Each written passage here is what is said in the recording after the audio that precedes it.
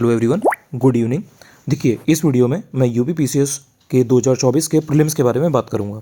How to clear prelims in 2 months. अगर आप देखोगे तो यहाँ से आपके पास 2 महीने बचे हुए हैं अप्रॉक्स 64-65 दिन है।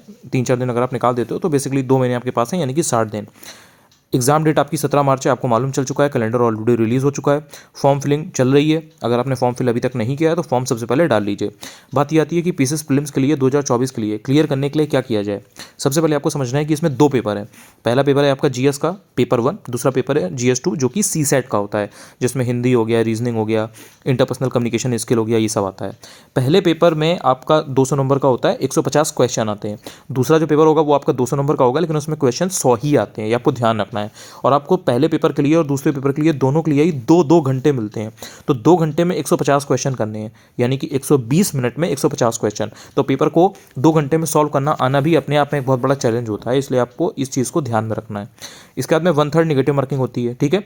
अब इसमें आपको जो एक सबसे पहले फर्स्ट एंड फॉरमोस्ट चीज़ जो पता होनी चाहिए अगर आपको इन 2 महीनों में प्रीलिम्स को क्लियर करना है 2024 के, तो वो ये है कि नेट में आपको 100 क्वेश्चन सही करने हैं हर हालत में। जब आप 100 क्वेश्चन सही करने का प्लान करके रखोगे तब आपके कहीं 95, 96, 97 क्वेश्चन सही होंगे और आप प्रीलिम्स निकाल पाओगे। बिकॉज आज की डेट में प्रीलिम्स इतना डाइसी है कि कोई श्योरिटी नहीं है, कोई गारंटी नहीं है कि अगर आप 90 ले आओगे तो आपका सिलेक्शन हो ही जाएगा।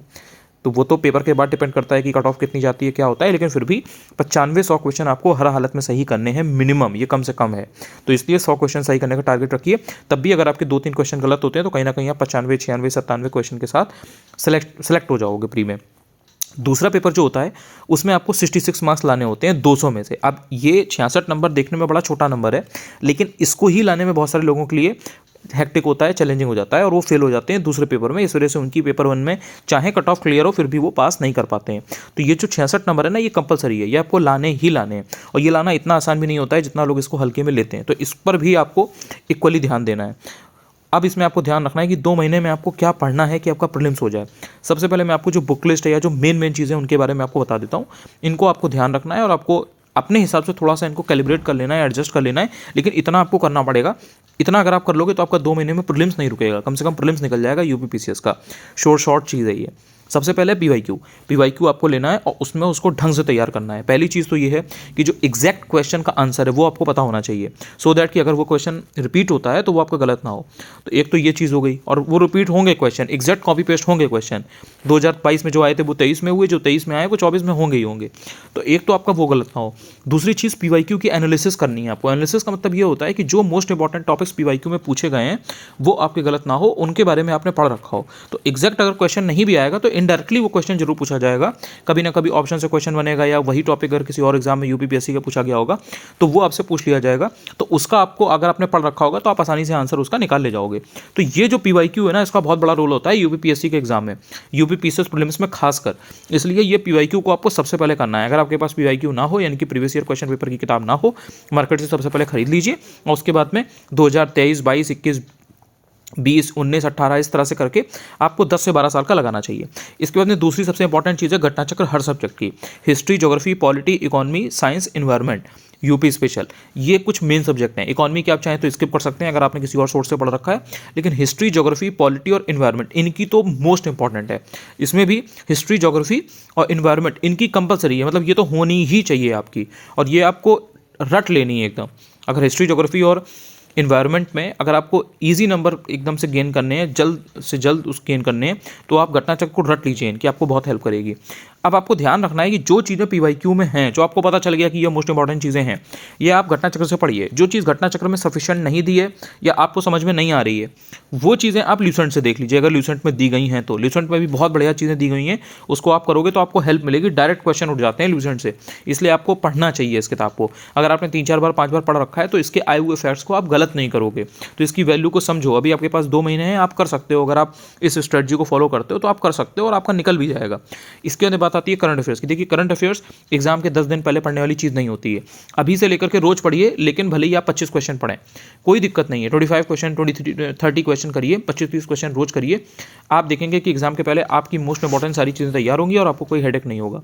तो करंट अफेयर्स का ये तरीका होता है। अगर आप देखो तो 17 मार्च को आपका यूपी पीसीएस का पेपर है, तो आप 20 फरवरी या 25 फरवरी तक पढ़ सकते हो। 25 फरवरी के बाद आप नहीं भी पढ़ो तो कोई दिक्कत नहीं है, उसके बाद का नहीं आएगा आपके एग्जाम में। तो उसके लिए आप कोई भी एक 6 महीने वाली या ईयरली वाली करंट अफेयर्स पढ़ो एग्जाम के पहले, बट उसके पहले आपने ज़रूर से याद से कर रखा होना चाहिए कि आपने ऐसा ना हो कि आपने पहले से करंट अफेयर्स कुछ किया ही नहीं है। तो ईयरली वाली मैगजीन के थ्रू आप रिवाइज कर सकते हो।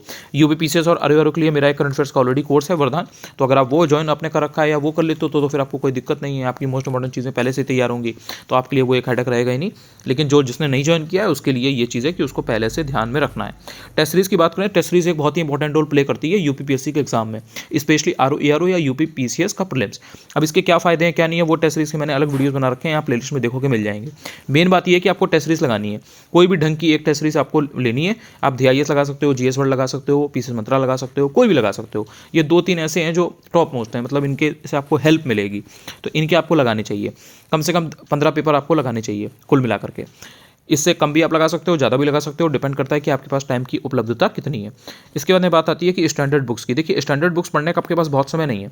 अगर आपने पहले से पढ़ रखी है तो आपने रिवाइज कर सकते हैं, लेकिन पहले पेज से आज से अगर स्टार्ट करेंगे तो आपकी ऑब्वियसली 2 महीने में हर सब्जेक्ट की किताब कंप्लीट नहीं हो पाएगी। एक ही किताब में 400 500 600 पेज होते हैं और फिर इतनी सारी चीज़ें होती हैं, तो वो कहीं ना कहीं कंप्लीट करना इंपॉसिबल हो जाता है।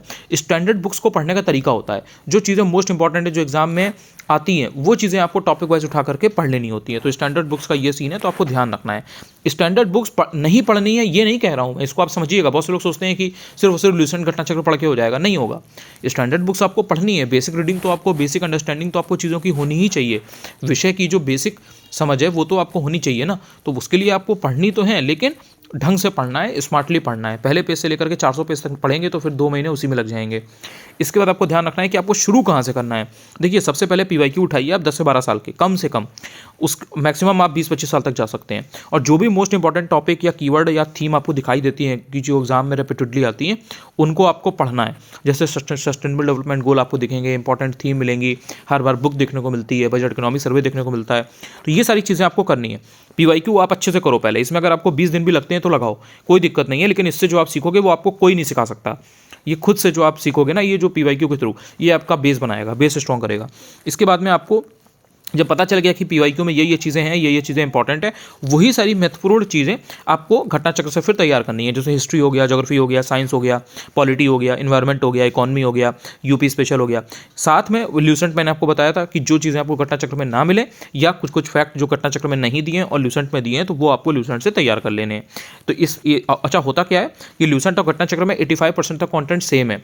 लाइक वो चीज़ आपको ल्यूसेंट में भी मिलेगी, घटना चक्र में भी मिलेगी। तो अगर आपने घटना चक्र अच्छे से कर रखी है तो आपको ल्यूसेंट में दिक्कत नहीं होगी। ल्यूसेंट अगर अच्छे से पढ़ रखी है तो घटना चक्र पढ़ना आसान होता है।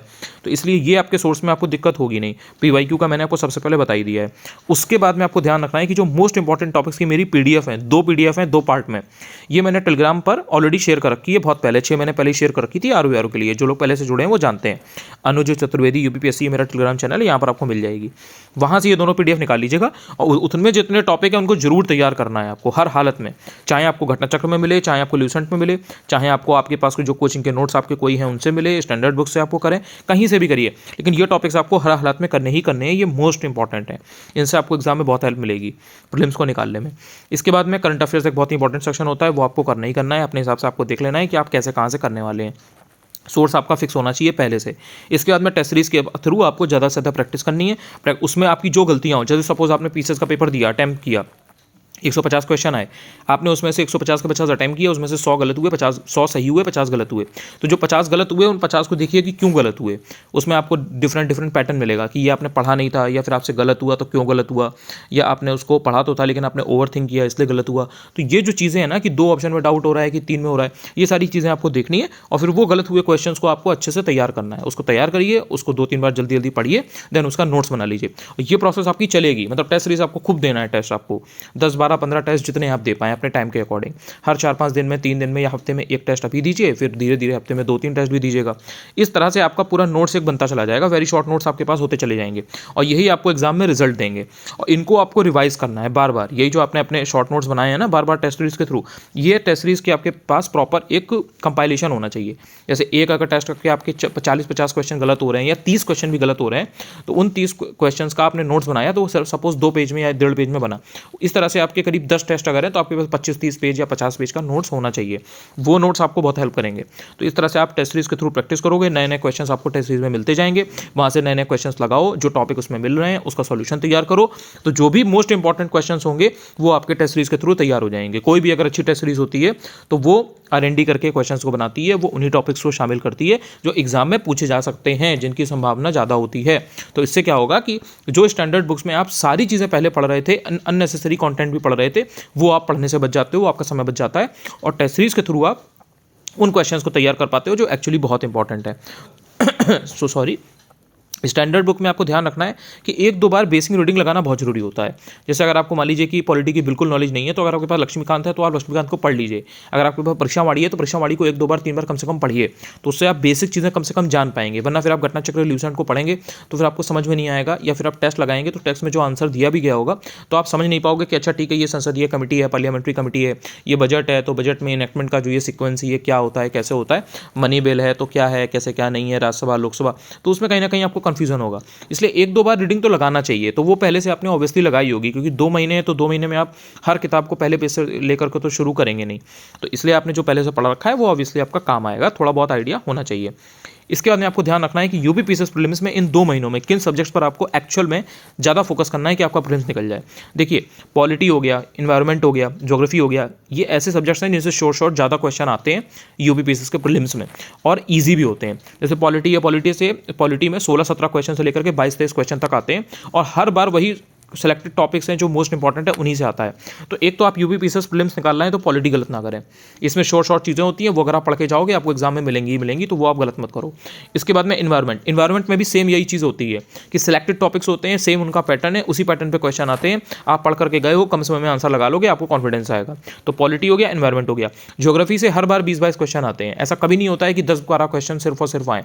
यानी कि जो यूपी पीसीएस का प्रीलिम्स है उसको निकालने के लिए ज्योग्राफी एक मेजर सब्जेक्ट है, तो ये आपको बहुत अच्छी तरह से प्रिपेयर करना है। इसमें भी वर्ल्ड ज्योग्राफी पर ज़्यादा ध्यान दें। कुछ चीज़ें रटने वाली होती हैं उनको रटें, कुछ चीज़ें समझने वाली होती हैं उनको समझें, लेकिन आपको ध्यान देना है। करंट अफेयर्स के 40 से 43 क्वेश्चन तक आते हैं कुल मिला करके। अगर आप इकोनॉमी के करंट अफेयर्स, यूपी के करंट अफेयर्स और नॉर्मल रेगुलर करंट अफेयर्स की बात करोगे तो यूपी पीसीएस के प्रीलिम्स में करंट अफेयर्स इतना ज़्यादा आता है 40-43 क्वेश्चन तक, तो आप इसको इग्नोर नहीं कर सकते।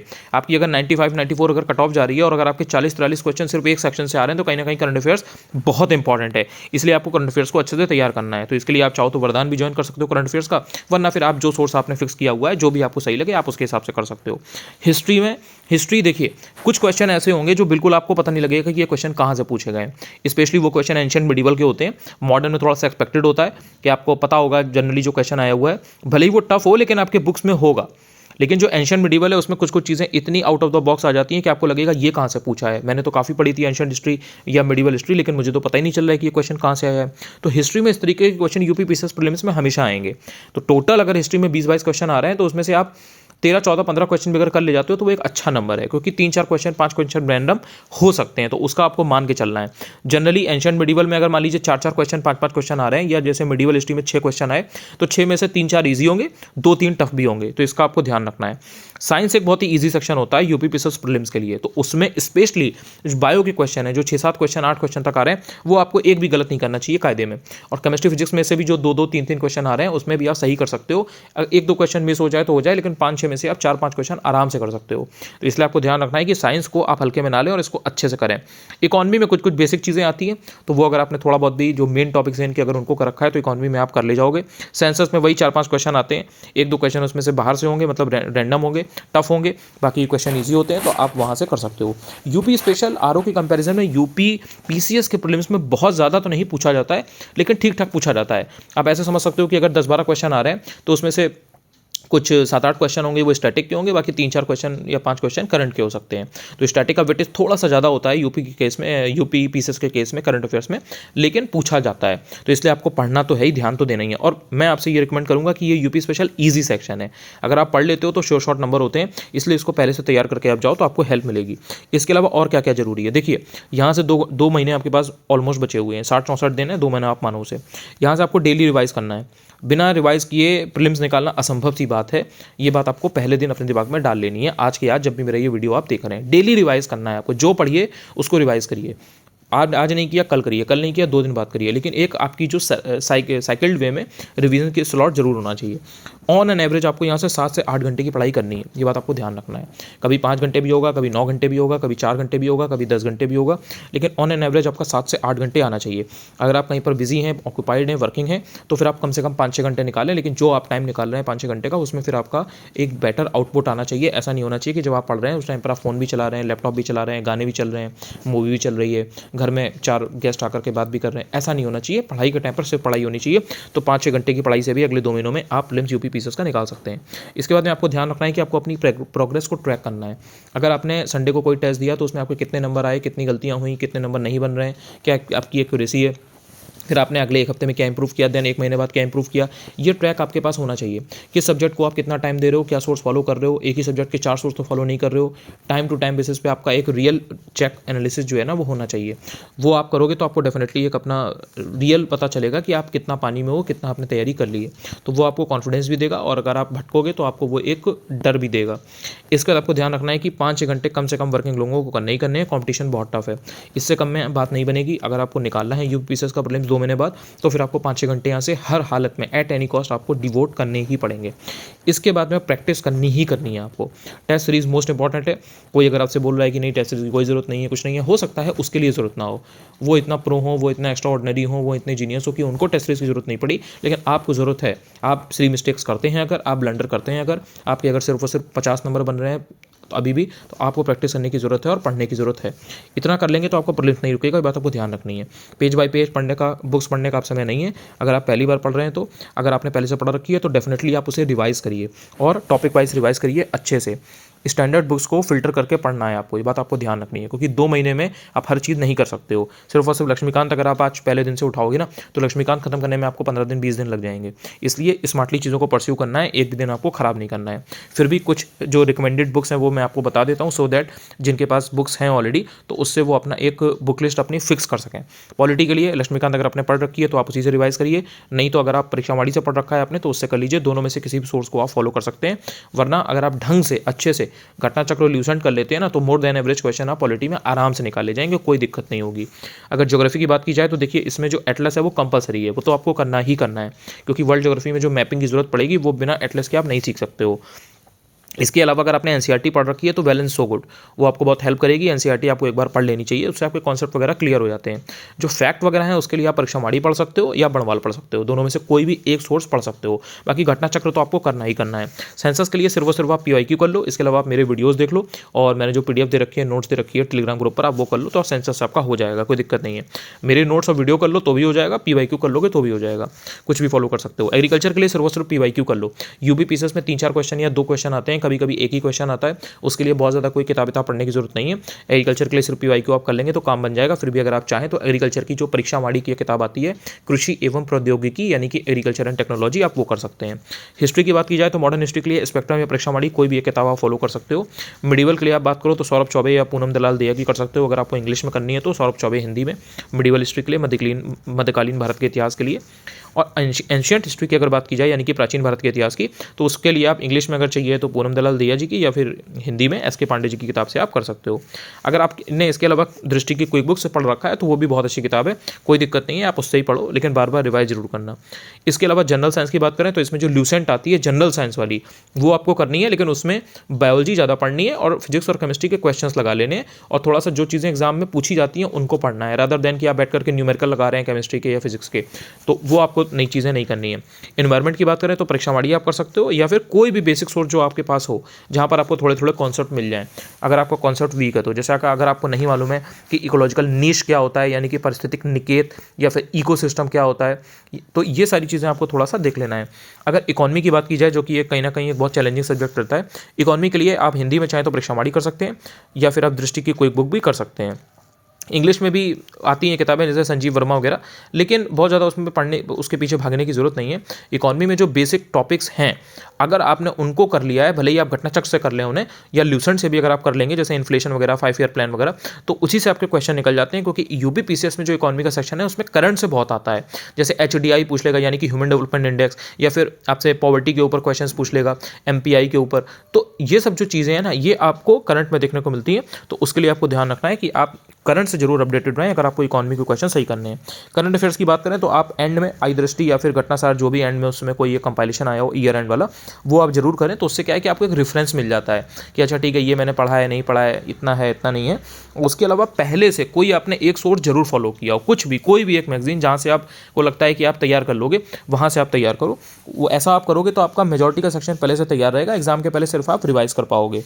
इसके अलावा जो रेगुलर करंट अफेयर्स या नॉर्मल चीज़ें हैं, आप चाहो तो वरदान करंट अफेयर्स जो कोर्स है वो भी आप ज्वाइन कर सकते हो। टेलीग्राम वगैरह पर सारी डिटेल्स वगैरह रहती हैं। टेलीग्राम है अनुज चतुर्वेदी यूपीएससी, तो वहाँ पर आपको सारी चीज़ें पता लग जाएंगी।